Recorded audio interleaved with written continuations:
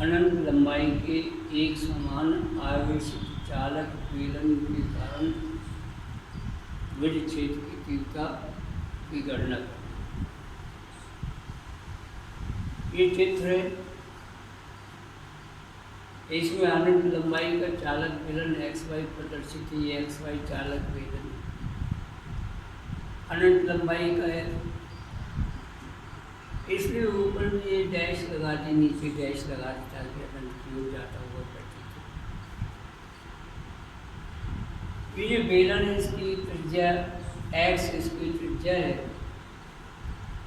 और ये एक समान आवेशित है, अर्थात इस बेलन की प्रति एकांक लंबाई पर आवेश माना कि लैम्डा एकांक प्रति एकांक लंबाई, प्रत्येक एकांक लंबाई पर आवेश लैम्डा। अब ये तो आवेशित बेलन है XY और चालक बेलन भी है, इसके कारण हमें विद्युत क्षेत्र की तीव्रता ज्ञात करनी गॉस प्रमेय के अनुप्रयोग से तीन स्थिति। पहली स्थिति बेलन के पृष्ठ पर ज्ञात करने तीव्रता, पहला बेलन के बाहर तीव्रता ज्ञात करनी है, दूसरा बेलन के पृष्ठ पर ज्ञात करनी है, तीसरा बेलन के अंदर ज्ञात। तो पहले अपन पढ़े बेलन के पृष्ठ के बाहर तीव्रता हम निकालना चाहते हैं। चित्र में बेलन के अक्ष, ये अक्ष रहा बेलन का, C1 C2 बेलन का अक्ष बना दिया। इससे x दूरी पर P बिंदु, ये P बिंदु, ये P बिंदु बेलन के अक्ष से x दूरी पर है।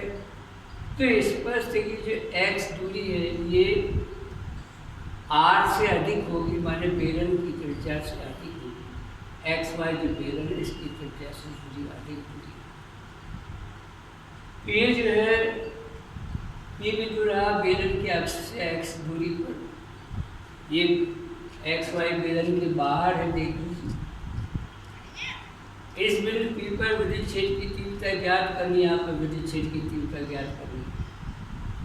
तो हमने दूरी x को त्रिज्या मान ली, ये दूरी x को त्रिज्या मान लिया और त्रिज्या मानकर L लंबाई के एक हमने काल्पनिक बेलन की अलग से संरचना कर दी है। ये जो काल्पनिक बेलन हमने बनाया है L लंबाई और x त्रिज्या का, ये काल्पनिक है, इसको गॉसी सतह के नाम से हम पुकारते हैं। क्योंकि गॉस प्रमेय तभी लगती है कि जिस बिंदु पर आवेश हमको, माने आवेश उस गोली पृष्ठ के या बेलनाकार पृष्ठ के या बंद पृष्ठ के अंदर होना चाहिए, इसलिए हमेशा गॉसी सतह की कल्पना करते हैं। ये बेलन XY अक्ष के पड़ते L लंबाई के काल्पनिक बेलन की रचना हमने करी है। यह बेलन गॉसी पृष्ठ कहलाता है। इस गॉसी सतह पर P बिंदु को घेरे हुए अल्प पृष्ठीय क्षेत्रफल DS लिया गया। ये P बिंदु रहा, ये गॉसी सतह के ऊपर इस काल्पनिक बेलन के ऊपर है। इस P बिंदु को घेरे हुए एक अल्प क्षेत्रफल की कल्पना कर ली। ये अल्प क्षेत्रफल इसे DS से प्रदर्शित करें हम, सदिश DS क्षेत्रफल सदिश राशि होती है। इसकी दिशा किधर होगी तो क्षेत्रफल की दिशा शरीर पृष्ठ के लंबवत होती है और बाहर की ओर होती है। या इसके क्षेत्रफल की DS की दिशा भी बेलन के पृष्ठ के लंबवत भी होगी और बाहर की। अब तीव्रता की दिशा देखिए अपन, पहले एक समान आवेशित है बेलन, इसलिए बेलन के बाहर समान दूरियों पर स्थित प्रत्येक बिंदु पर तीव्रता समान होगी। P बिंदु पर तीव्रता माना कि विद्युत क्षेत्र की तीव्रता ये है, लेकिन तीव्रता की दिशा भी पृष्ठ के लंबवत होती है और बाहर की ओर होगी, क्योंकि धन आवेश से आवेशित है इसलिए बाहर की ओर होगी दिशा। तो ठीक है, ये तीव्रता की दिशा सदिशी बना दी। सदिशी और सदिश DS दोनों एक ही दिशा में हो गए, दोनों एक ही दिशा में, माने इनके बीच का जो कोण होगा वो इनके बीच का कोण 0 होगा। अब ये जो DS क्षेत्रफल है, इससे संबद्ध फ्लक्स हम ज्ञात करें पहले, तो फ्लक्स बराबर तीव्रता डॉट क्षेत्रफल होता है, सादा सी बात है। तीव्रता सदिश ई है और क्षेत्रफल सदिश ds है और फ्लक्स अदिश राशि होता है, तो सदिश ई और सदिश ds का डॉट गुणा करना पड़ेगा। लिखा सदिश ई डॉट सदिश ds। ये अल्प फ्लक्स, इसको d5 से प्रदर्शित कर ले। ये तो केवल ds क्षेत्रफल से संबद्ध फ्लक्स। हमको पूरे गॉसी बेलनाकार पृष्ठ के कारण फ्लक्स ज्ञात करना है।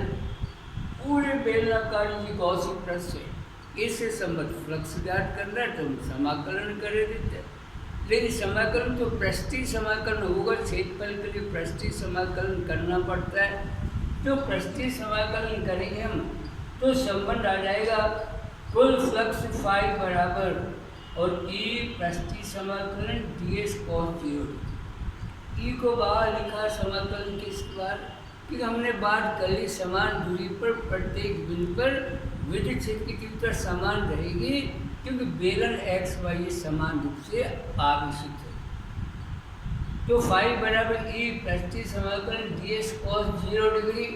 0 डिग्री क्योंकि हमने पहले देख लिया है सदिश ई और सदिश ds दोनों एक ही दिशा में, माने इनके बीच का कोण 0 है। तो संबंध आया फाई बराबर ई पृष्ठीय समाकलन ds cos 0 डिग्री बराबर हम लिख सकते हैं ई पृष्ठीय समाकलन ds, क्योंकि cos 0 का मान तो 1। अब पृष्ठीय समाकलन ds मान हमको क्षेत्रफल ज्ञात करना है, कुल क्षेत्रफल काय का। ये जो गॉसी पृष्ठ का कुल क्षेत्रफल, पृष्ठीय क्षेत्रफल, वक्र पृष्ठ का क्षेत्रफल हमको ज्ञात करना है। इसके वक्र पृष्ठ का क्षेत्रफल आ जाएगा 2πxl। ये फॉर्मूला हमको पता है। ये पृष्ठीय समाकलन ds का मान है। पृष्ठीय समाकलन ds का मान यहाँ लिख देंगे हम समीकरण 1 में, तो आएगा फाई बराबर और ई लिखेंगे इंटू 2πxl। ये अपन ने लिख दिया। अब ये जो है फ्लक्स, ये वक्र पृष्ठ से संबद्ध केवल गॉसी वक्र पृष्ठ, गॉसी जो अपन ने यहाँ पर सतह बनाई इसकी वक्र पृष्ठ से संबद्ध फ्लक्स है। तो इसका ऊपर का जो समतल सतह है वो नीचे को समतल तल है, इससे संबद्ध पृष्ठ 0 होगा। क्यों 0 होगा कि तीव्रता की दिशा तो ठीक है, बेलन के बाहर है, लेकिन ऊपर के समतल पृष्ठ तो नीचे के समतल पृष्ठ पर क्षेत्रफल की दिशा इन पृष्ठों के लंबवत होगी, इसलिए थीटा बराबर 90 डिग्री हो जाएगा। और cos 90 जहाँ होता है तो उसका मान 0 हो जाता है। इसलिए ना तो ऊपर वाले पृष्ठ से संबद्ध कोई फ्लक्स होगा और ना नीचे वाले समतल पृष्ठ से संबद्ध कोई फ्लक्स होगा। जो भी फ्लक्स होगा केवल वो बेलनाकार सतह से संबद्ध फ्लक्स होगा, माने बेलनाकार सतह के कौन से वक्र पृष्ठ से संबद्ध फ्लक्स होगा। तो यहाँ पर लिखा अपन ने ये पृष्ठीय समाकलन ds बराबर 2πxl। ये मान लिख दिया समीकरण 1 में, तो फाई बराबर ई इंटू 2πxl आ जाएगा। अब गॉस प्रमेय का इस्तेमाल करना है हमको, लेकिन गॉस प्रमेय से जो फ्लक्स फाई है ये बराबर l लंबाई पर आवेश बटे एप्सिलॉन 0, ये अपन को लिखना पड़ेगा। गॉस प्रमेय यही है, l लंबाई पर आवेश। तो एकांक लंबाई पर आवेश हमने लैम्डा माना है, तो ये जो l लंबाई की गॉसी सतह है इस पर आवेश लैम्डा l हो जाएगा। इसलिए l लंबाई के बेलन पर आवेश को लैम्डा l लिखा मैंने और बटे में एप्सिलॉन 0 लिख दिया। ये जो फाई फ्लक्स का मान है ये हम समीकरण 2 में लिख देंगे, तो संबंध आएगा लैम्डा l बटे एप्सिलॉन 0 बराबर ई इंटू 2πxl। इससे तिरछा गुणा करेंगे हम और ई का मान ज्ञात करेंगे। ई बराबर 1/2π0 लैम्डा बटे x, इतना न्यूटन प्रति कूलम। ये तीव्रता हमने निकाली है। ये तीव्रता कहाँ P बिंदु पर, जबकि P बिंदु ये बेलन के एक समान आवेशित बेलन xy के बाहर स्थित। अब दूसरी स्थिति में हमको तीव्रता ज्ञात करनी है।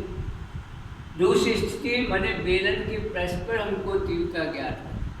बेलन का पृष्ठ ये xy बेलन रहा, इसका पृष्ठ तो यहाँ पर होगा। तो बेलन के पृष्ठ के लिए अगर हम तीव्रता निकालेंगे तो स्वाभाविक बात है कि x का मान घटते घटते r के बराबर हो जाएगा। x का मान अगर r के बराबर हो जाएगा, ये जो समीकरण यहाँ समीकरण नंबर 2 थी तीव्रता की, वहाँ लिखिएगा E बराबर 1/2π0 λ/r इतना न्यूटन प्रति कूलम। बेलन के XY बेलन के पृष्ठ पर विद्युत क्षेत्र की तीव्रता E बराबर 1/2π0 λ/r न्यूटन प्रति कूलम। और अब हम ये बेलन के अंदर ज्ञात करना चाहते हैं। XY जो एक समान आवेशित अनंत लंबाई का बेलन है, इसके अंदर कहीं पे P बिंदु है, उस पर हमको विद्युत क्षेत्र की तीव्रता ज्ञात करनी है। लेकिन हमको अच्छी तरह से पता है कि आवेशित चालक के अंदर कोई आवेश नहीं रहता है। बंद पृष्ठ हो और आवेशित हो और चालक हो, तो चालक के अंदर कोई आवेश रहता नहीं है। तो ठीक है, ये जो आवेशित चालक बेलन है, इसके अंदर कोई आवेश नहीं होगा, अर्थात लैम्डा बराबर 0 होगा। लैम्डा बराबर 0, तो हम समीकरण 2 में लैम्डा के स्थान पर 0 लिख देंगे, तो तीव्रता E बराबर 0 आ जाएगी। इस प्रकार से हमने अनंत लंबाई के एक समान आवेशित चालक के कारण विद्युत क्षेत्र की तीव्रताएं सभी 3 स्थितियों में प्राप्त कर ली।